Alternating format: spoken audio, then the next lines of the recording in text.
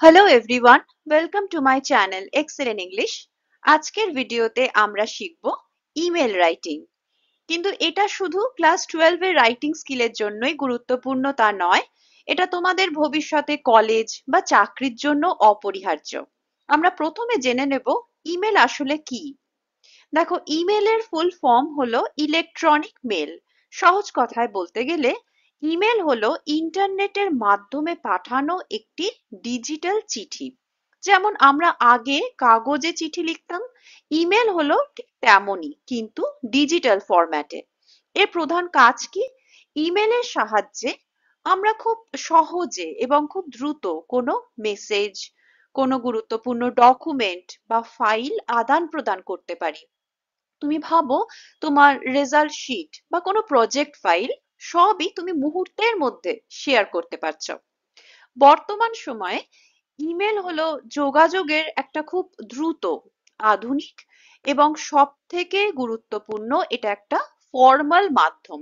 তোমরা দেখবে school, college বা যে কোনো অফিসিয়াল কাজে এই ফর্মাল ইমেলই সবচেয়ে বেশি ব্যবহার করা হয়। আর এর সব থেকে দারুণ সুবিধা হলো এই ডিজিটাল লেটার বা ইমেল তুমি যেমন একজনকে পাঠাতে পারবে, তেমনি একই সাথে অনেক মানুষকে ওই একই ইমেল একই সময়ে তুমি পাঠাতে পারো। তাহলে বোঝা গেল ইমেল কি এবং ইমেল রাইটিং শেখা কেন এত জরুরি। এবার চলো দেখে নেওয়া যাক একটি ইমেলের ফরম্যাট কেমন হয়। একটা ইমেল সাধারণভাবে তিনটি প্রধান অংশ নিয়ে গঠিত। প্রথম অংশ হচ্ছে হেডার, অর্থাৎ মেলের উপরের অংশ। দ্বিতীয় হচ্ছে বডি বা মেইন কন্টেন্ট, যেখানে তোমার মূল বার্তাটা থাকছে। আর শেষে থাকছে ফুটার, যেখানে তোমার নিজের নাম ও পরিচয় দিতে হচ্ছে। এবার আমরা এই তিনটে অংশ এক এক করে দেখে নেব। প্রথম আসছে আমাদের হেডিং বা হেডার। এখানে আমরা কয়েকটা গুরুত্বপূর্ণ জিনিস লিখি। যেমন প্রথমেই লিখতে হচ্ছে ফ্রম, তারপরে কোলন দিয়ে একটা স্পেস দিয়ে সেন্ডার বা যে মেলটা পাঠাচ্ছে তার ইমেল অ্যাড্রেস। আমরা নিজেদের অ্যাকাউন্ট থেকে যখন মেল করি তখন এটা আলাদা করে লিখতে হয় না, কিন্তু ইমেল রাইটিং এর ফরম্যাটে খাতায় যখন আমরা লিখবো তখন এটা লিখতে হবে। এখানে নিজের ইমেল অ্যাড্রেস দেওয়ার কিন্তু কোনো প্রয়োজন নেই। তারপরের লাইনে লিখবো টু, এরপর রিসিপিয়েন্ট বা যিনি মেলটি পাবেন, যাকে উদ্দেশ্য করে লেখা, তার ইমেল অ্যাড্রেস এখানে লিখতে হবে। নেক্সট হচ্ছে সিসি বা কার্বন কপি। যাদের ইমেলের এই তথ্য জানানো দরকার কিন্তু তারা মূল প্রাপক নন, তাদের মেল আইডি আমরা এখানে লিখব। ধরো তুমি তোমার প্রিন্সিপালকে একটা চিঠি দিচ্ছ, কিন্তু তোমার ক্লাস টিচারকেও সেই বিষয়টা জানিয়ে রাখতে হবে। তখন টুতে তুমি প্রিন্সিপালের ইমেল অ্যাড্রেস দিলে, তারপরে সিসিতে ক্লাস টিচারের ইমেল অ্যাড্রেস দিয়ে দেবে।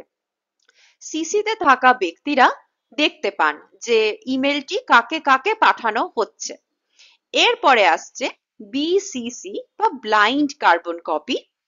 এটিও ওই ইমেলের যেটা তথ্য সেটা অন্য কাউকে জানানোর জন্য ব্যবহার হয়, কিন্তু এই বিসিসি, এখানে থাকা ব্যক্তির ইমেল অ্যাড্রেস অন্যান্য প্রাপকরা দেখতে পান না। স্কুল লেভেলে জেনারেলি ইমেল রাইটিং এ এটা সাধারণত লাগে না, স্টিল জেনে রাখা ভালো। এরপর আসছে সাবজেক্ট বা বিষয়। এটা কিন্তু খুবই ইম্পর্টেন্ট। তোমার ইমেলের আসল উদ্দেশ্য কি সেটা এই সাবজেক্টের লাইনে খুব সংক্ষেপে, অর্থাৎ ম্যাক্সিমাম 5 থেকে 8টা শব্দের মধ্যে পরিষ্কারভাবে জানিয়ে দিতে হবে। হেডারের কাজ শেষ। এবার চলে আসছি ইমেলের বডি বা মূল বার্তার অংশে। এই অংশটিকে আমরা মূলত 4টে ধাপে ভাগ করে লিখব। প্রথম হচ্ছে স্যালুটেশন বা সম্ভাষণ। যদি অফিসিয়াল বা ফর্মাল ইমেল হয় তাহলে লিখতে হবে রেসপেক্টেড স্যার বা ম্যাডাম। আর যদি ইনফর্মাল ইমেল হয় তাহলে ডিয়ার দিয়ে তারপরে যে প্রাপক তার নাম। আমাদের ফর্মাল আর ইনফর্মাল ইমেলের মধ্যে এইটুকুনি পার্থক্য। এর পরের লাইনে থাকবে ওপেনিং স্টেটমেন্ট, যেখানে তুমি সরাসরি ইমেলের উদ্দেশ্যটা বলে দেবে, কোনো ভূমিকা নয়, সোজাসুজি বলবে কেন তুমি ইমেলটি করছো। যেমন I am writing to request a leave, অর্থাৎ আমি ছুটির জন্য আবেদন করতে লিখছি। অথবা I am writing to inform you that, আমি আপনাকে এটি জানাতে লিখছি যে এরকম ভাবে ওপেনিং স্টেটমেন্ট আমাদের লিখতে হবে। তারপর আসছে মেইন কন্টেন্ট, যেখানে তুমি এই বিষয়টা একটু বিস্তারিত ভাবে লিখবে। কোনো গুরুত্বপূর্ণ তথ্য, তারিখ বা কারণ, সেগুলো খুব পোলাইট মানে খুব ভদ্রভাবে এবং অবশ্যই সংক্ষিপ্তভাবে এখানে লিখতে হবে। কোনো অপ্রয়োজনীয় কথা বা আবেগপ্রবণ ভাষা আমরা মেনলি ফর্মাল ইমেলের ক্ষেত্রে সচরাচর ব্যবহার করি না। শেষে থাকবে আমাদের ক্লোজিং স্টেটমেন্ট, অর্থাৎ বিনীতভাবে বার্তাটি শেষ করা, একটি সমাপনী লাইন। যেমন thank you for your kind consideration, মানে আপনার বিবেচনার জন্য আপনাকে ধন্যবাদ। অথবা I look forward to your prompt response, মানে আমি আপনার দ্রুত উত্তরের প্রত্যাশা করছি, ইত্যাদি। At last the footer, email একদম শেষে এই ফুটার অংশে তোমার নাম, তোমার পরিচয় দিতে হবে। একটা কমপ্লিমেন্টারি ক্লোজ বা আনুষ্ঠানিক বিদায় যাকে বলে সেরকম থাকছে, যেখানে আমরা সাধারণত লিখি ইয়ার্স ফেথফুলি বা ইয়ার্স সিনসিয়ারলি। ইয়ার্স এর পরে অবশ্যই আমরা কোনো অ্যাপোস্ট্রফি দেব না। এর নিচে লিখতে হবে রাইটারের ডিটেলস, যেমন তোমার পুরো নাম, ক্লাস এবং রোল নাম্বার এবং যোগাযোগের জন্য কন্ট্যাক্ট নাম্বার। তবে ফোন নাম্বার হলো সম্পূর্ণ অপশনাল, এটা না দিলেও হয়ে যায়। এইভাবে হেডার, বডি ও ফুটার মিলিয়ে তৈরি হচ্ছে আমাদের একটা কমপ্লিট কারেক্ট ইমেল। প্রথমে পরপর 4টে লাইনে ফ্রম, টু, যদি সিসি লিখতে বলা হয় প্রশ্নে তাহলে সিসি, নয়তো টু এর পরেই সরাসরি চলে আসছে সাবজেক্ট। তারপর সাবজেক্টের পরে এক লাইন গ্যাপ দিয়ে শুরু হয়ে যাচ্ছে আমাদের মূল message, with respected sir or madam. এখানে এরপরে আমাদের 2টো কি 3টে প্যারা করে মূল বিষয়টা লিখতে হচ্ছে এবং শেষে চলে আসছে ফুটার, যেখানে ইয়ার্স সিনসিয়ারলি বা ইয়ার্স ফেথফুলি দিয়ে নিজের পুরো নাম দিয়ে বিষয়টিকে শেষ করা হচ্ছে। এটা লেখা ভীষণ সহজ, খুব সহজেই এখানে 5-এ 5 পাওয়া যেতে পারে। কিছু স্যাম্পল ইমেল এবার আমরা দেখে নেব। আমরা ফরম্যাটটা শিখে গেছি, এবার আমরা দুটো ইম্পর্টেন্ট ইমেল রাইটিং স্যাম্পলস দেখবো, যেগুলো দেখলে তোমরা প্রায় সব ধরনের ফর্মাল ইমেল লিখতে পারবে। প্রথম প্রশ্নটা দেখো, you are the head editor of your school magazine Unmesh. ধরে নাও তুমি তোমাদের স্কুল ম্যাগাজিন, যেটার নামও এখানে মেনশন করে দেওয়া রয়েছে, উন্মেষ তার head editor. Write an email to the teacher in charge of the magazine committee requesting the selection of stories, poems and articles for the upcoming annual issue. তোমাকে একটি ইমেল লিখতে বলা হচ্ছে ম্যাগাজিন কমিটির টিচার ইনচার্জকে। ইমেলে তোমাকে অনুরোধ করতে হবে যে যেন তিনি গল্প, কবিতা এবং আর্টিকেল বাছাই করার কাজটা শুরু করেন আগত বাৎসরিক সংখ্যার জন্য। সাজেস্ট আ সুইটেবল টিচার্স ইমেল আইডি, টিচারের কি মেল আইডি হবে সেটা তোমাকেই এক্ষেত্রে ঠিক করতে হবে। অনেক সময় এটা প্রশ্নের মধ্যেও বলা থাকে, কিন্তু এক্ষেত্রে তোমাকে লিখতে বলা হচ্ছে। Also send a CC to the assistant editor of the magazine. এরপরে এখানে তোমায় সিসি পাঠাতেও বলা হচ্ছে অ্যাসিস্ট্যান্ট এডিটরকে, কারণ তারও এই কাজটা সম্পর্কে জানা দরকার। এখানে আমরা তাহলে স্কুল রিলেটেড একটা ফর্মাল রিকোয়েস্ট ইমেল লেখা শিখবো। দ্বিতীয় প্রশ্নটা কিন্তু একেবারে অন্যরকম। এখানে বলা হচ্ছে write an email to the customer care department complaining about a defective product delivered to you. তুমি একটা খারাপ প্রোডাক্ট পেয়েছো, তার জন্য যেখান থেকে কিনেছো সেই কোম্পানির বা শপিং নেটওয়ার্কের কাস্টমার কেয়ারে একটা কমপ্লেন মেল করতে হবে। এবার আমরা দেখে নেব কিভাবে এই ইমেলগুলি আমরা লিখব। আমরা প্রথম প্রশ্নের মেলটা কিভাবে লিখব দেখো। প্রথমে আমরা জানি আসছে হেডার পার্ট, ফ্রম লিখে কোলন দিয়ে লিখবো সেন্ডারের মেল আইডি। এখানে মেলটা হেড এডিটর পাঠাচ্ছে, তাই এরকম একটা আমরা অ্যাড্রেস দিয়ে দেবো headeditor@gmail.com।